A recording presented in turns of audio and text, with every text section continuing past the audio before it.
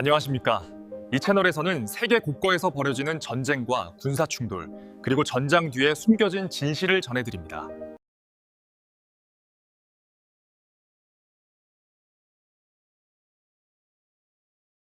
한반도의 밤하늘을 올려다본 적이 있으십니까? 도시의 화려한 네온사인과 가로등 불빛 위로 무수히 많은 별들이 반짝입니다. 하지만 그 고요하고 아름다운 우주의 장막 뒤에는 우리가 육안으로는 결코 볼 수 없는 거대한 체스판이 존재합니다. 그것은 바로 우주 공간을 맴도는 수많은 인공위성들입니다. 반세기가 넘는 시간 동안 이 보이지 않는 눈들은 한반도를 샅샅이 내려다보고 있었습니다. 그런데 여기서 아주 기막힌 모순 하나가 발생합니다. 세계 최고 수준의 스마트폰을 만들어내고 머리카락 굵기보다 얇은 초정밀 반도체를 설계하며 전 세계 첨단 기술 시장을 호령하는 대한민국이 정작 자신의 머리 위에서는 철저한 맹인이었다는 사실입니다. 상상해 보십시오. 서울에서 불과 수십 킬로미터 떨어진 곳에 수백만 명의 병력이 대치하고 있는 지구상에서 가장 위험하고 긴장이 팽팽한 군사분계선이 있습니다. 적의 미사일 기지가 어디에 숨겨져 있는지, 이동식 발사대가 언제 어두운 산악지대를 빠져나와 불을 뿜을 준비를 하는지, 그 모든 치명적인 움직임을 가장 먼저 알아채야 하는 것은 당연히 우리 자신이어야 합니다. 하지만 놀랍게도 오랫동안 대한민국 국군은 스스로 적의 동태를 굽어볼 수 있는 독자적인 눈을 가지지 못했습니다. 우리는 그저 굳게 닫힌 문 밖에서 강력한 동맹국인 미국이 전해주는 정보의 조각들만을 초조하게 기다려야만 했습니다. 이 뼈아픈 맹점은 국가적 위기 상황에서 그 치명적인 민낯을 여과 없이 드러냈습니다. 연평도 포격전 당시 북한군의 해안포 진지에서 포문이 열리고 불기둥이 솟아오르는 그 긴박한 순간에도 우리는 실시간으로 적의 타격 원점을 내려다볼 수 있는 전략 자산이 없었습니다. 하늘 위에 눈이 없다는 것은 단순히 정보를 남들보다 조금 늦게 받는다는 의미가 아닙니다. 그것은 국가의 생명과 직결된 안보의 주도권을 타인의 손에 온전히 맡겨두었다는 서늘한 뜻입니다. 북한이 새로운 탄도미사일을 시험 발사할 때마다 우주의 첩보위성이 찍어낸 해상도 높은 사진 한 장을 얻기 위해 우리는 늘 워싱턴의 승인과 자비를 기다려야 했습니다. 아무리 피로 맺어진 굳건한 동맹이라 할지라도 미국은 자신들의 글로벌 전략과 이익의 우선순위에 따라 정보의 양과 질, 그리고 제공 시기를 결정합니다. 때로는 우리가 가장 절박하게 필요한 순간에 가장 치명적이고 중요한 정보가 동맹이라는 이름의 짙은 필터를 거치며 지연되거나 가려지기도 했습니다. 이것은 단순히 예산이 부족하거나 기술 발전이 늦어졌다는 핑계로 가볍게 넘어갈 수 있는 문제가 아니었습니다. 냉혹하고 계산적인 국제정치의 현실 속에서 스스로 적을 볼 수 없는 자는 스스로를 온전히 지킬 수 없습니다. 정보의 절대적인 의존은 곧 전략적 종속을 의미합니다. 세계가 경악할 만한 눈부신 경제 성장을 이루어냈음에도 불구하고 국가 안보의 가장 깊고 취약한 곳에는 타인의 눈동자에 기대어 생존해야만 하는 불안한 그림자가 길게 드리워져 있었던 것입니다. 우리는 지상 최고 수준의 첨단 기술을 보유한 요람이었지만 정작 하늘을 올려다보는 지정학적 시력은 마이너스에 가까운 상태로 반세기를 버텨왔습니다. 동맹이 받쳐주는 안보의 우산은 결코 무료가 아니며 그 거대한 우산이 영원토록 우리만을 위해 씌워져 있을 것이라는 보장 또한 세상 어디에도 없습니다. 워싱턴에서 분석된 정밀한 위성 사진이 캄캄한 태평양을 건너 서울의 지하 지휘 통제실 스크린에 띄워지기까지 걸리는 그 몇 시간의 지연. 현대전에서 그 시간은 국가의 운명과 수많은 국민의 목숨이 몇 번이고 뒤바뀔 수 있는 영겁의 시간입니다. 결국 대한민국 수뇌부와 전략가들은 하나의 뼈저린 그리고 필연적인 결론에 도달하게 됩니다. 이 땅의 얄팍한 평화를 지키기 위해서는 우리 땅을 직접 겨누는 적의 심장부를 우리의 두 눈으로 똑똑히 확인해야 한다는 것. 아무리 천문학적인 비용이 들고 아무리 거대한 국제적 장벽이 가로막고 있더라도 기필코 저 우주 공간에 우리만의 독자적인 눈을 띄워야 한다는 절박한 생존의 각성이었습니다. 하지만 결심만으로 우주로 향하는 무거운 문이 쉽게 열리는 것은 결코 아니었습니다. 스스로 눈을 뜨겠다는 한국의 야심찬 계획 앞에는 상상조차 하기 힘든 굳게 닫힌 차가운 철문들이 겹겹이 기다리고 있었습니다. 강대국들에게 우주기술이라는 것은 단순히 돈을 주고 사고 팔 수 있는 흔한 상업용 기술이 아니었기 때문입니다. 그것은 권력의 핵심이자 절대 공유할 수 없는 극비의 무기였습니다. 보이지 않는 통제선 속에서 철저히 눈먼 자가 스스로 개안을 시도하는 이 험난한 과정은 그야말로 피말리는 외교전과 처절한 생존투쟁의 서막이었습니다. 돈이 있다고 해서 세상의 모든 것을 살 수 있는 것은 아닙니다. 특히 국가 간의 냉혹한 힘의 논리와 극비의 안보 자산이 지배하는 우주 공간에서는 더욱 그렇습니다. 1980년대와 90년대, 대한민국은 이른바 한강의 기적을 이루며 폭발적인 경제 성장을 일궈냈습니다. 텅 비어있던 국가의 곳간에는 달러가 쌓였고 세계 시장을 누비며 첨단 제품을 팔아치우는 글로벌 기업들이 속속 탄생하고 있었습니다. 그래서 우리는 무척이나 순진하게도 막대한 예산만 투입한다면 선진국들로부터 훌륭한 인공위성 제조 기술과 발사체 기술을 곧바로 사들일 수 있을 것이라고 믿었습니다. 하지만 대한민국의 과학자들이 부푼 꿈을 안고 설계도 한 장을 구하기 위해 태평양을 건너 워싱턴과 유럽의 우주기지 문을 두드렸을 때 그들을 맞이한 것은 따뜻한 환영이 아니라 싸늘한 거절과 굳게 닫힌 강철문뿐이었습니다. 이 거절의 이면에는 일반인들이 쉽게 알아채기 힘든 지정학적이고 군사적인 무서운 진실이 하나 숨어 있습니다. 우주기술은 곧 대량 살상무기 기술의 완벽한 거울이라는 점입니다. 지구 궤도에 인공위성을 정확히 쏘아 올리는 로켓의 추진체 기술은 대기권을 뚫고 나가 적의 심장부에 핵탄두를 떨어뜨리는 대륙간 탄도미사일의 기술과 물리적 뿌리가 완전히 동일합니다. 우주 공간에서 지구 표면을 정밀하게 내려다보는 고해상도 광학 카메라와 레이더 장비들은 곧바로 적의 핵심 군사시설을 낱낱이 파악하는 최고의 첩보 무기가 됩니다. 강대국들이 주도하는 미사일 기술 통제 체제는 바로 이러한 첨단 기술이 다른 국가, 특히 분쟁의 화약고인 한반도로 흘러들어가는 것을 철저하게 차단하는 보이지 않는 견고한 올감이었습니다. 우리의 가장 가까운 혈맹이라는 미국조차도 이 우주라는 영역에서만큼은 철저히 냉정하고 계산적이었습니다. 워싱턴의 전략가들은 동북아시아에서 군비 경쟁이 촉발되는 것을 결코 원치 않았고 한국이 독자적인 장거리 미사일 능력이나 우주 감시 능력을 갖추는 것에 대해 극도로 예민하게 반응했습니다. 기술의 전면적인 이전은 꿈도 꿀 수 없었고 아주 작은 핵심 부품 하나를 수입하려 해도 까다로운 조건과 엄격한 통제가 꼬리표처럼 뒤따랐습니다. 엄청난 돈다발을 싸들고 가도 선진국들은 핵심 기술을 팔지 않았고 설령 우주 기술 협력을 맺는다 하더라도 중요한 기술이 담긴 부품은 절대로 열어보거나 내부를 분석할 수 없는 블랙박스 형태로만 제공되었습니다. 그것은 진정한 의미의 지식을 나누어 주는 것이 아니라 영원히 기술적 하청업체로 안보의 눈먼 종속국으로 남으라는 무언의 압박과도 같았습니다. 하지만 이 땅의 과학자들은 닫힌 문 앞에서 좌절하고만 있지 않았습니다. 서방 세계의 문이 굳게 닫히자 그들은 시선을 돌려 모스크바로 또 유럽의 변방으로 짐을 싸서 향했습니다. 언어조차 통하지 않고 혹독한 추위가 몰아치는 낯선 이국 땅에서 우리 연구진들은 그야말로 남의 어깨너머로 기술을 훔치듯 눈물겹게 배워야만 했습니다. 상대국 엔지니어들이 쓰레기통에 무심코 던진 메모지 한 장,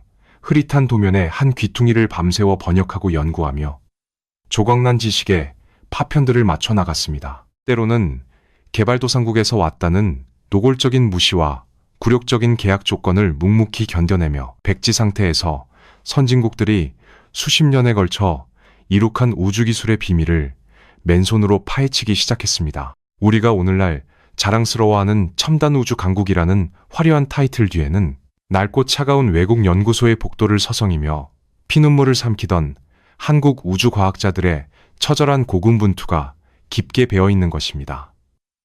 우주라는 거대한 흑백의 체스판에서 단순히 돈으로 살 수 있는 권력은 단 하나도 없었습니다.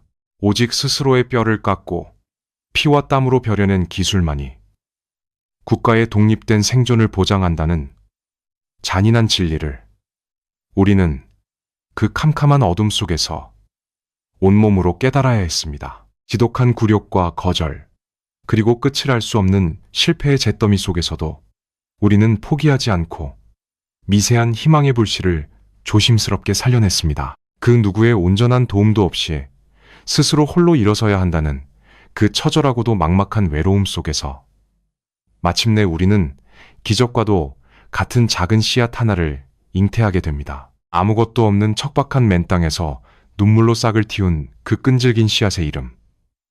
그것은 바로 아리랑이었습니다. 아무것도 없는 맨 땅에서 눈물과 땀으로 빚어낸 결실은 1999년의 겨울, 마침내 캄캄한 우주 공간으로 힘차게 솟아올랐습니다. 다목적 실용, 위성, 아리랑 1호. 그것은 대한민국이 역사상 처음으로 지구 궤도에 띄워올린 오직 우리만의 자랑스러운 눈이었습니다. 초기 아리랑 위성의 시력은 비록 우주 선진국들의 것과 비교하면 보잘것없는 수준이었을지도 모릅니다. 흐릿하고 해상도가 낮아 거대한 산맥이나 큰 건축물의 형태를 간신히 구별하는 정도였으니까요. 하지만 그것은 남의 눈을 빌리지 않고 우리 스스로의 힘으로 한반도를 그리고 적의 땅을 내려다볼 수 있게 되었다는 위대한 주권의 상징이자 거대한 도약의 첫걸음이었습니다. 이후 한국의 우주기술은 전 세계가 혀를 내두를 만큼 무서운 속도로 진화하기 시작했습니다.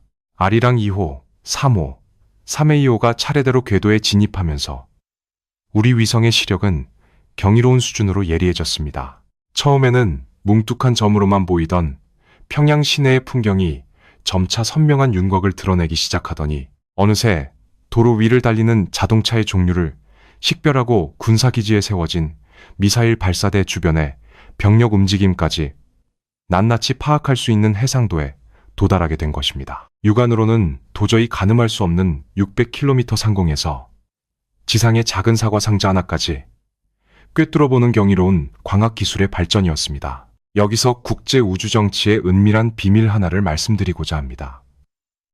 우리는 이 위성들을 공식적으로 지구관측 위성 혹은 다목적 실용 위성이라고 부릅니다. 아주 평화롭고 과학적인 이름이지요. 하지만 고도 600km 상공에서 지상의 50cm 크기 물체를 식별할 수 있는 정밀한 카메라가 단순히 농작물의 작황을 살피거나 태풍의 경로를 예측하는 데에만 쓰인다고 생각하는 국가는 세상에 없습니다. 지구 관측이라는 단어는 사실상 정찰과 감시라는 군사적 목적을 부드럽게 포장하기 위한 아주 세련되고 외교적인 위장에 가깝습니다. 강대국들의 엄격한 견제와 통제 속에서 우리는 평화적인 우주과학 연구라는 명분 아래 국가 안보에 필수적인 핵심 첩보자산을 조용하지만 치밀하게 키워나가고 있었던 것입니다. 아리랑 위성들이 보내오는 고해상도의 사진들을 보며 대한민국의 수뇌부와 군사 전략가들은 마침내 억눌렸던 체증이 내려가는 듯한 해방감을 맛보았습니다. 북한의 심장부에서 무슨 일이 벌어지고 있는지 파악하기 위해 더 이상 미국 정보기관의 처분만을 초조하게 기다릴 필요가 없어진 것입니다. 우리의 의지대로 우리가 원하는 시간에 우리가 가장 의심하는 장소로 렌즈를 돌릴 수 있는 독자적인 권력. 그것은 단순한 과학적 성취를 넘어선 안보 주권의 통쾌한 회복이었습니다. 그러낸 우주 공간에서 조용히 궤도를 도는 아리랑의 존재는 그 어떤 최신형 전투기나 군함보다 더 강력하고 든든한 방패가 되어 한반도를 지키는 굳건한 감시자로 자리 잡았습니다. 하지만 축배를 들기에는 아직 너무나 일렀습니다. 이토록 완벽해 보이는 아리랑의 매의 눈에도 국가의 명운을 송두리째 뒤흔들 수 있는 아주 치명적이고 무서운 약점이 하나 숨겨져 있었기 때문입니다. 아무리 성능이 뛰어난 최고급 광학 카메라라 할지라도 결국 사람의 눈과 같은 원리로 작동합니다. 즉, 빛이 있어야만 볼 수 있다는 뜻입니다. 칠흑 같은 어둠이 깔린 캄캄한 밤이나 두꺼운 구름이 하늘을 잔뜩 뒤덮고 있는 날씨에는 아리랑 위성도 완벽한 맹인이 되고 맙니다. 그런데 아이러니하게도 한반도의 기후는 1년 중 절반 이상이 짙은 구름에 가려져 있거나 비가 내립니다. 우리의 적들은 바보가 아닙니다. 그들은 우리의 감시 위성이 언제 한반도 상공을 지나가는지, 그리고 어떤 날씨에 눈이 멀게 되는지 너무나도 잘 알고 있습니다. 그들은 위성의 시야가 구름에 가려진 흐린 날이나 모두가 잠든 캄캄한 심야의 어둠을 틈타 은밀하게 미사일 발사대를 이동시키고 기습적인 도발을 준비합니다. 빛이 없는 시간과 구름 아래의 공간은 여전히 우리의 통제권 밖에 있는 죽음의 사각지대였습니다. 이 치명적인 약점을 극복하지 못한다면 우리의 눈은 여전히 반쪽짜리에 불과했습니다. 어둠과 구름이라는 자연의 장막을 찍고 적의 숨통을 꿰뚫어 볼 수 있는 기적과도 같은 마법의 눈이 절실하게 필요했습니다. 자연이 들이온 어둠과 구름이라는 완벽한 은폐막. 적들은 바로 이 맹점을 노려 치명적인 비수를 등 뒤에 숨기고 있었습니다. 이 치명적인 사각지대를 없애기 위해 대한민국은 빛에 의존하는 광학 카메라의 한계를 근본적으로 뛰어넘는 완전히 새로운 차원의 눈을 찾아야만 했습니다. 그것이 바로 전 세계가 경악한 대한민국 우주기술의 진짜 핵심이자 강대국들이 그토록 숨기고 싶어 했던 1급 비밀, 즉 합성개굴의 이더 기술입니다. 우리가 흔히 떠올리는 위성사진은 우주에서 지구를 향해 찰칵하고 셔터를 누르는 고해상도 컬러 사진일 것입니다. 하지만 진정한 군사 전략가들이 목숨을 걸고 얻고자 하는 사진은 화려한 천연세계 사진이 아닙니다. 오히려 지지직거리는 노이즈가 낀 것처럼 보이는 거칠고 투박한 흑백의 레이더 영상입니다. 광학 카메라가 태양빛이 지표면에 반사되는 것을 수동적으로 받아들이는 방식이라면 이 레이더 위성은 스스로 강력한 전파를 지상으로 쏘아 보낸 뒤 그 전파가 튕겨 돌아오는 미세한 파동을 계산해 지형지물을 그려냅니다. 이 방식이 가져온 결과는 군사적 관점에서 그야말로 혁명적이었습니다. 전파는 짙은 먹구름도, 지독한 안개도, 심지어 전장 깊숙이 깔린 자욱한 연막조차도 거침없이 뚫고 지나갑니다. 태양빛이 전혀 없는 칠흑 같은 금음달 밤에도 레이더 위성은 대나처럼 환하게 지상을 스캔해냅니다. 적들이 아무리 위장막을 덮고 숲속 깊은 곳에 미사일 발사대를 숨겨놓아도 전파는 금속 재질의 표면에서 특유의 강한 반사파를 만들어내며 숨겨진 살상 무기에 민낯을 흑백의 점들로 냉혹하게 폭로해버립니다. 박쥐가 완전한 어둠 속에서도 초음파로 먹이를 찾아내듯 이 레이더 위성은 한반도의 밤과 낮, 맑은 날과 흐린 날을 가리지 않고 365일 24시간 내내 적의 숨통을 조여오는 절대적인 감시자가 되는 것입니다. 하지만 이 꿈의 기술을 손에 넣는 것은 렌즈를 깎아 만드는 광학 위성보다 몇 배는 더 고통스럽고 험난한 길이었습니다. 우주 궤도에서 지상으로 강력한 전파를 쏘아 보내려면 막대한 전력이 필요하며 반사된 방대한 데이터를 실시간으로 암호화하여 지상으로 전송하는 것은 극도로 복잡한 고도의 수학적, 물리적 연산을 요구합니다. 게다가 이 무거운 레이더 장비를 무게와 부피의 제한이 엄격한 인공위성에 밀어넣기 위해 극한의 소형화 기술까지 필요했습니다. 미국과 러시아 같은 전통적인 우주 강대국들조차 이 기술만큼은 우방국에게조차 절대 내어주지 않는 절대반지와도 같은 것이었습니다. 그러나 벼랑 끝에 몰린 대한민국의 과학자들은 또 한 번 불가능의 장벽에 몸을 부딪혔습니다. 수많은 시행착오와 뼈를 깎는 연구 끝에 마침내 우리는 누구의 도움도 없이 이 레이더 위성의 심장을 스스로 뛰게 만드는데 성공합니다. 흐린 날에도 깊은 밤에도 지상의 수십 센티미터 크기 물체까지 식별해내는 압도적인 성능. 이제 대한민국의 눈을 가릴 수 있는 자연의 장막은 이 세상 어디에도 존재하지 않게 되었습니다. 우리는 맑은 날에는 광학 위성으로 적의 동태를 선명하게 들여다보고 굳은 날과 밤에는 레이더 위성으로 적의 은밀한 움직임을 꿰뚫어보는 세계 최고 수준의 완벽한 복합 감시망을 갖추게 된 것입니다. 이제 모든 것이 완벽해 보였습니다. 우리의 손에는 세상에서 가장 날카롭고 예리한 두 개의 눈이 쥐어졌습니다.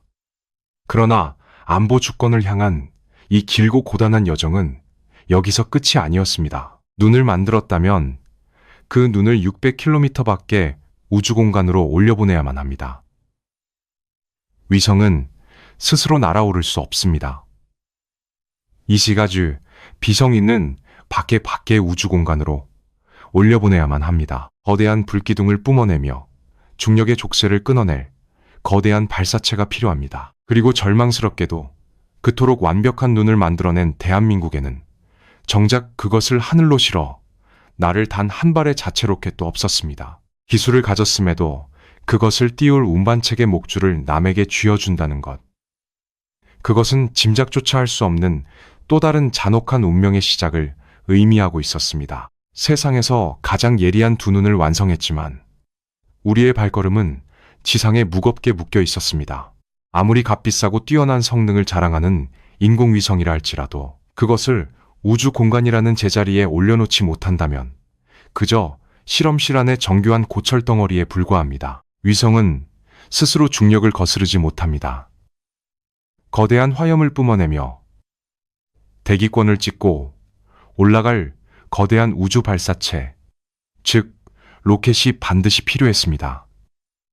하지만 놀랍게도 그토록 뛰어난 위성을 독자적으로 만들어낸 대한민국에는 정작 그것을 하늘로 실어 나를 단 한 발의 자체 발사체도 없었습니다. 이것은 대단히 굴욕적이고 위험한 상황이었습니다. 우리는 막대한 돈을 지불하고 러시아나 유럽 혹은 미국의 우주 발사체에 우리의 소중한 위성을 실어 보내야만 했습니다. 단순히 남의 차를 얻어 타는 불편함 정도가 아닙니다. 초정밀 군사기술이 집약된 1급 비밀 덩어리를 남의 나라 로켓에 맡긴다는 것은 발사 준비 과정에서 우리의 핵심 기술이 고스란히 노출될 위험을 감수해야 한다는 뜻입니다. 게다가 발사 일정은 전적으로 상대국의 상황에 끌려다닐 수밖에 없었고, 만약 그 나라와의 외교적 마찰이 생기거나 국제 정세가 요동친다면 당장 내일이라도 우주로 가는 티켓은 일방적으로 취소될 수 있었습니다. 안보의 생명줄을 남의 손에 쥐어준 것과 다름없었습니다. 여기서 아주 기막힌 의문이 하나 떠오릅니다. 거대한 선박을 뚝딱 만들어내고 세계 최고 수준의 기계공학 기술을 보유한 대한민국이 어째서 로켓 하나를 스스로 만들지 못했을까요? 기술이 부족해서가 아니었습니다. 돈이 없어서도 아니었습니다. 우리를 짓누르고 있던 것은 기술적 한계가 아니라 아주 무겁고 차가운 정치적 족쇄였습니다. 그리고 그 족쇄를 채운 장본인은 다름 아닌 우리의 가장 강력한 혈맹, 미국이었습니다. 이것이 바로 국제정치의 서늘한 역설입니다. 미국은 굳건한 동맹이라는 울타리 안에서 우리를 보호해 주었지만 동시에 그 울타리 밖으로 우리가 독자적인 힘을 키워나가는 것은 철저하게 통제했습니다. 첫 마이쇼, 과거 체결되었던 한미 미사일 지침, 수십 년 동안 대한민국의 하늘길을 올가매었던 이 각서는 우리가 개발할 수 있는 발사체의 사거리와 탑재 중량을 엄격하게 제한했습니다. 워싱턴의 시각에서 한국이 강력한 로켓 기술을 보유한다는 것은 곧 북한과 중국을 자극하여 동북아시아의 군비 경쟁을 촉발할 수 있는 대단히 위험한 변수였기 때문입니다. 동맹국이라는 이유로 우리의 안보를 지켜주던 바로 그 손이 역설적이게도 우리가 스스로 우주로 나아갈 수 있는 날개를 가장 강하게 꺾고 있었던 것입니다. 우리는 동맹의 그늘 아래서 안전했지만 그 대가로 영원히 우주를 향한 주권을 포기해야만 하는 숨막히는 딜레마에 빠졌습니다. 아무리 눈이 밝아져도 스스로 걸을 수 없다면 국가의 생존을 담보할 수 없습니다. 국가의 존망이 걸린 위기의 순간에 남의 나라 로켓이 준비되기를 기다리고 동맹국의 눈치를 보며 굽신거려야 하는 안보의 철저한 종속. 이것은 더 이상 주권 국가가 감내할 수 있는 타협의 선을 넘어선 것이었습니다. 결국 우리는 중대한 결단을 내립니다. 강대국들이 만들어 놓은 견고한 통제선과 동맹의 차가운 족쇄를 끊어내고 진정한 우주강국으로 거듭나기 위해서는 반드시 우리 손으로 직접 화염의 창을 벼려내야만 했습니다. 진정한 우주주권의 완성, 그 마지막 퍼즐을 맞추기 위한 지독한 투쟁. 그렇게 전 세계의 차가운 비웃음과 회의적인 시선 속에서 누리호라는 이름의 불꽃이 조용히 그러나 맹렬하게 타오르기 시작했습니다. 누리호라는 불꽃이 하늘을 향해 솟아오르기까지 그 길은 결코 영광스럽지만은 않았습니다. 오히려 그것은 철저한 실패와 처절한 좌절, 그리고 차가운 조롱으로 얼룩진 가시밭길이었습니다. 수많은 시행착오가 있었습니다. 허공에서 폭발해 산산조각이 나버린 로켓의 파편들이 비처럼 쏟아져 내릴 때마다 우리 우주과학자들의 가슴도 함께 무너져 내렸습니다. 언론과 대중의 시선은 싸늘했습니다. 성공할지도 모르는 로켓 하나를 쏘아 올리기 위해 왜 그토록 천문학적인 혈세를 공중에서 폭파시키느냐는 것엔 비난이 쏟아졌습니다.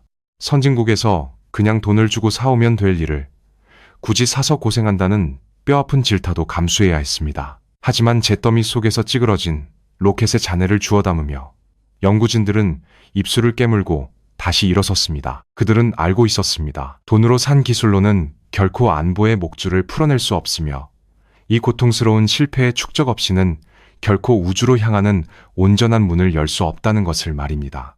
그리고 마침내 인고의 세월을 뚫고 전라남도 고흥의 나로우주센터에서 거대한 굉음과 함께 누리호가 대지를 박차고 올랐습니다. 오직 순수한 우리 기술로 75톤급 액체 엔진이 뿜어내는 수천도의 맹렬한 화염이 중력을 찢어발겼습니다. 목표 궤도에 도달하여 위성이 성공적으로 분리되는 그 찰나의 순간, 숨죽여 화면을 지켜보던 통제센터는 눈물바다가 되었습니다.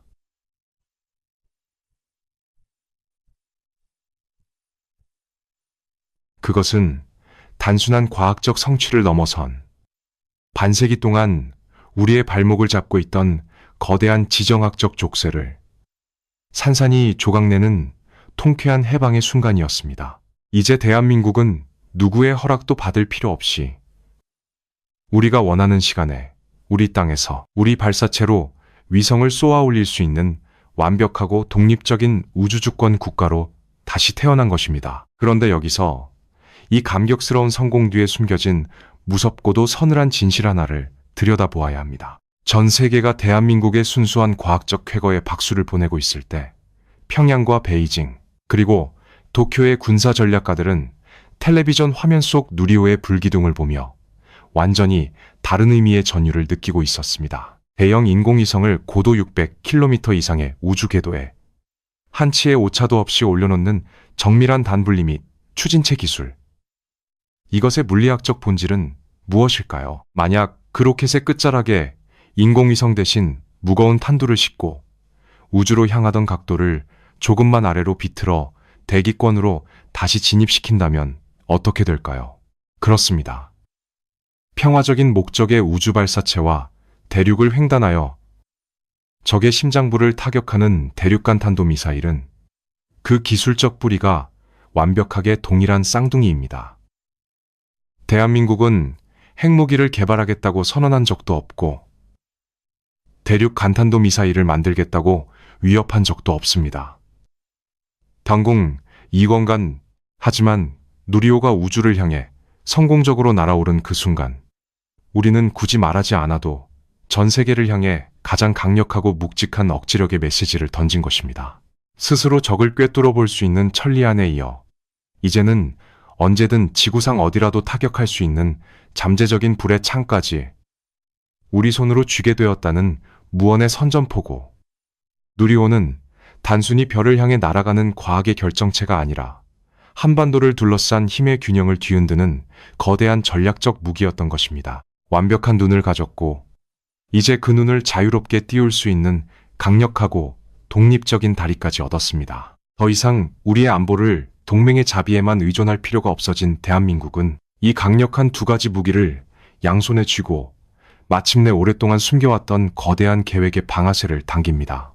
그것은 평양의 깊은 밤을 공포로 몰아넣고 워싱턴의 콧대 높은 전략가들조차 눈썹을 치켜올리게 만든 전무후무한 군사작전이었습니다. 모든 퍼즐 조각이 완벽하게 맞춰진 순간 대한민국 군 당국은 오랜 시간 베일에 철저히 감춰두었던 거대한 계획의 장막을 마침내 걷어올렸습니다. 이름하여 4.25 사업. 무려 1조 2천억 원이라는 천문학적인 혈세가 투입된 건국 이래 최대 규모의 독자적인 군사, 정찰 위성 확보 프로젝트였습니다. 이 계획의 핵심은 아주 단순하면서도 무서울 정도로 치명적입니다. 맑은 날 적의 움직임을 사진처럼 선명하게 포착해내는 고성능 전자광학 및 적외선, 위성안기와 짙은 구름과 칠흑 같은 어둠을 찍고 지상을 샅샅이 스캔해내는 고해상도 합성계구 레이더 위성 내 길을 우주 공간에 하나로 묶어 거대한 감시에 그물망을 펼치는 것이었습니다. 이 5개의 정찰 위성 편대는 지구 적외도를 쉴 새 없이 돌며 한반도 상공을 촘촘하게 교대로 훑고 지나갑니다. 이것이 의미하는 군사적 파장은 실로 어마어마합니다.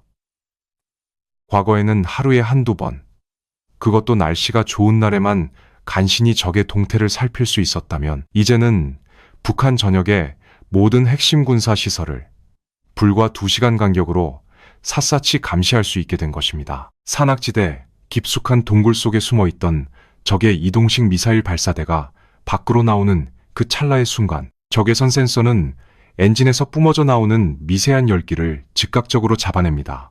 그리고 발사관이 하늘을 향해 서서히 세워지는 서늘한 과정 전체가 이제는 우리 군 지휘부의 작전 스크린에 실시간에 가깝게 생중계됩니다. 평양의 심야는 이제 더 이상 그들을 숨겨주는 안전한 도피처가 아닙니다. 밤과 낮, 맑은 날과 굳은 날을 가리지 않고 쏟아지는 대한민국의 매서운 눈빛 아래 적들은 단 한순간도 안심하고 숨을 쉴 수 없는 완벽한 투명 감옥에 갇히게 되었습니다.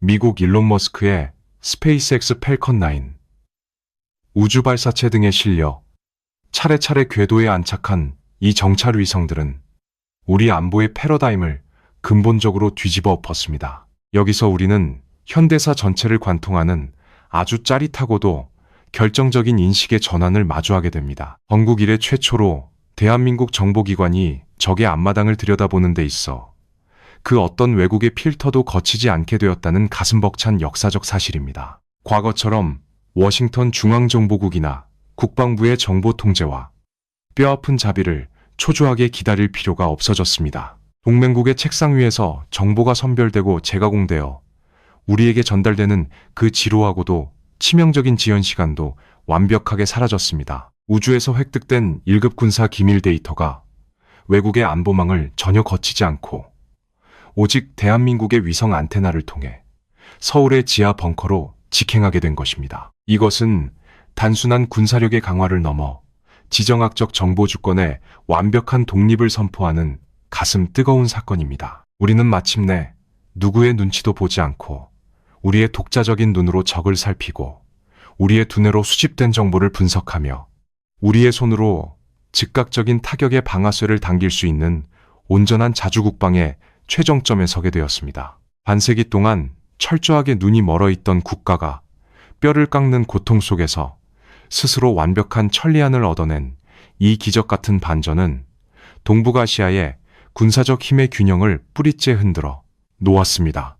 그런데 여기서 아주 흥미롭고 미묘한 변화가 감지됩니다. 이토록 강력해진 대한민국의 독자적인 정보 능력을 가장 예의주시한 것은 공포에 질린 채 숨을 죽이고 있는 평양의 수뇌부뿐만이 아니었습니다.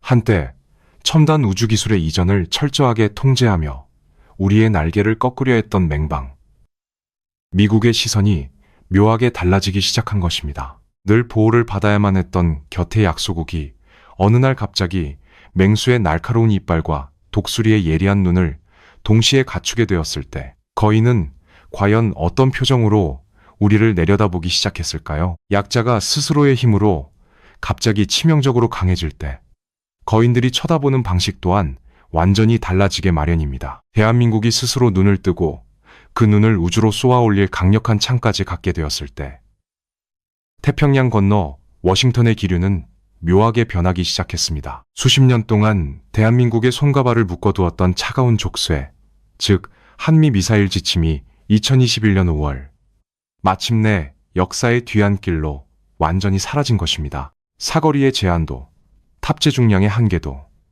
고체 연료 사용의 제약도 모두 한순간에 증발해버렸습니다. 겉으로 보기에는 동맹국의 기술적 성취를 축하하는 통큰 배려처럼 보였지만 국제정치의 냉혹한 세계에서 조건 없는 선이란 존재하지 않습니다. 미국이 42년 동안이나 꽉 쥐고 있던 고삐를 왜 하필 이 시점에 완전히 놓아준 것일까요? 그 질문의 답을 찾는 순간 우리는 대한민국의 우주기술이 단순히 한반도라는 작은 울타리를 넘어 전 세계적인 전략적 가치를 갖게 되었음을 깨닫게 됩니다. 미국의 전략가들은 이미 거대한 체스판의 다음 수를 읽고 있었습니다. 급부상하는 중국의 도전과 러시아의 위협 속에서 미국은 더 이상 인도, 태평양 지역의 모든 안보짐을 혼자 짊어질 수 없다는 결론에 도달했습니다. 특히 우주라는 새로운 전장에서는 더욱 그랬습니다. 궤도를 가득 메운 중국의 위성들을 감시하고 동북아시아의 복잡한 군사적 움직임을 24시간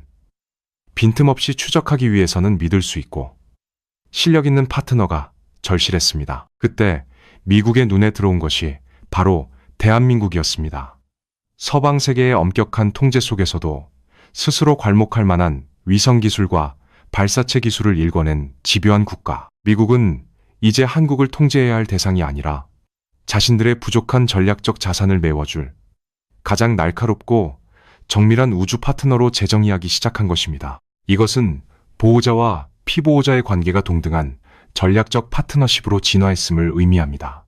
미국은 한국의 강력한 정찰위성 능력이 북한의 도발을 억제하는 것은 물론 나아가 중국과 러시아를 견제하는 거대한 정보망의 핵심 마디가 되기를 원했습니다. 한국이 쏘아올린 정밀한 레이더 위성들이 보내오는 데이터는 이제 미국 정보기관에도 매우 귀중한 자산이 되었습니다. 미국이 한국의 기술의 자유를 허락한 것은 한국의 힘이 곧 미국의 이익과 완벽하게 일치하는 지점에 도달했기 때문입니다. 이제 미국은 더 이상 한국을 위험한 변수로 보지 않습니다. 대신 우주라는 거대한 전장에서 자신들의 오른쪽 눈을 대신해줄 가장 믿음직한 부사수이자 첨단 우주 기술의 거대한 보급창으로 바라보기 시작했습니다. 전 세계가 경악한 대한민국 우주 기술의 실체는 단순히 성능 좋은 카메라나 강력한 로켓 엔진에 있지 않습니다. 그것은 강대국들이 설계해놓은 견고한 질서의 틈바구니를 뚫고 들어가 마침내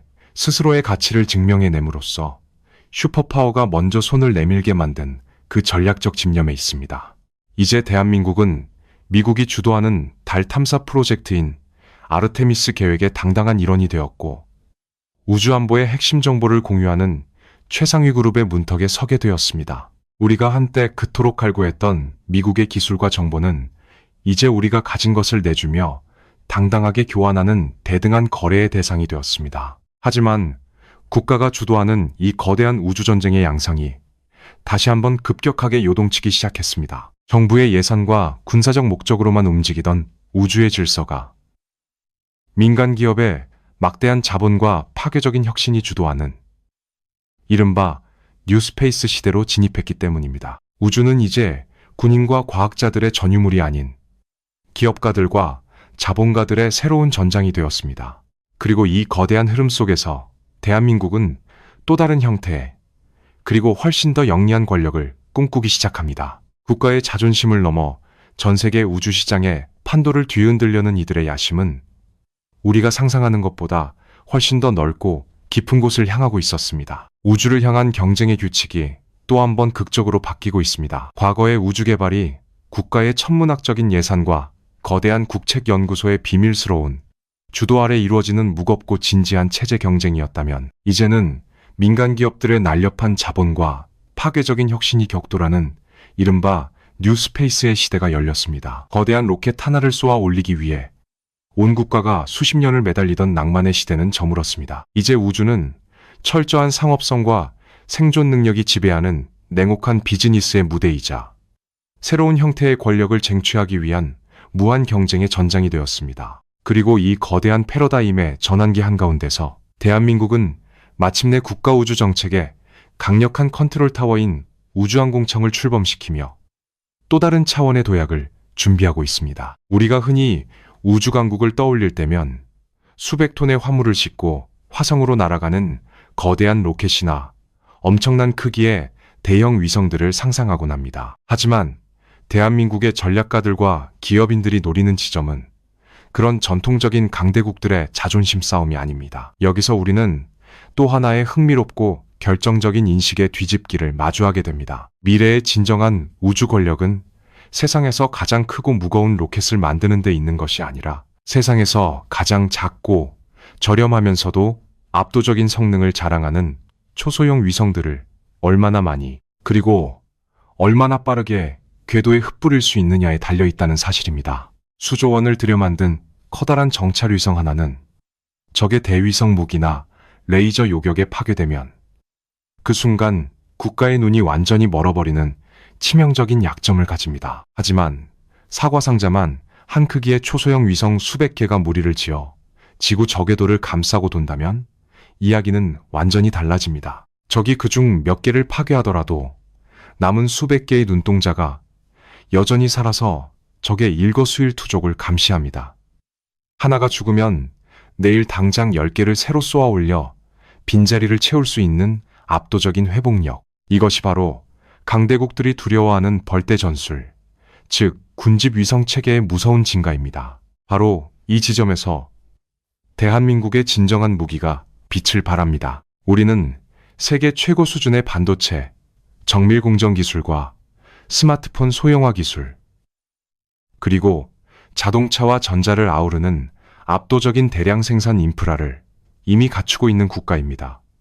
한화나 한국항공우주산업과 같은 국내 굴지의 민간 기업들은 이제 위성을 실험실에서 하나하나 수제로 조각하는 것이 아니라 마치 공장에서 자동차를 찍어내듯 규격화하고 대량으로 생산해내는 시스템을 구축하고 있습니다. 남들이 몇 년에 걸쳐 만들 위성을 단 몇 달 만에 조립해내고 성능은 강대국의 것과 맞먹으면서도 가격은 절반 이하로 후려칠 수 있는 무서운 제조 경쟁력. 이것이 바로 우리가 선택한 뉴 스페이스 시대의 생존법이자 세계 우주 시장을 집어삼킬 예리한 틈새 전략입니다.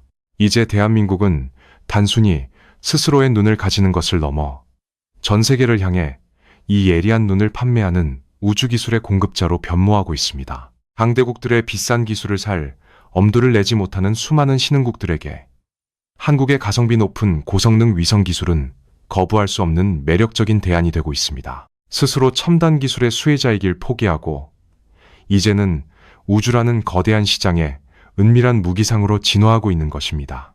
우리는 참으로 멀고도 험한 길을 걸어왔습니다. 남의 어깨 너머로 도면을 훔쳐보며 눈물을 삼키던 철저한 맹인의 시절에서 출발해 이제는 수백 개의 별을 우리 손으로 직접 빚어내어 하늘로 쏘아 올리는 기적 같은 시대를 마주하고 있습니다. 하지만 오늘 밤 한반도의 캄캄한 상공을 쉴 새 없이 가로지르는 우리의 수많은 별들을 올려다보며 우리는 문득 더 크고 서늘한 질문 하나를 마주하게 됩니다. 과거 굳게 닫힌 강대국들의 연구소 문 앞에서 수모를 겪으며 버려진 도면을 주워 모으던 시절에서부터 이제는 수십 개의 정찰 위성과 자체 로켓을 쏘아 올리며 글로벌 우주동맹의 핵심 축으로 자리 잡기까지 대한민국이 걸어온 우주를 향한 궤적은 단순한 과학기술의 발전사가 아닙니다. 그것은 생존을 위협받는 척박한 지정학적 환경 속에서 국가의 눈을 가리고 있던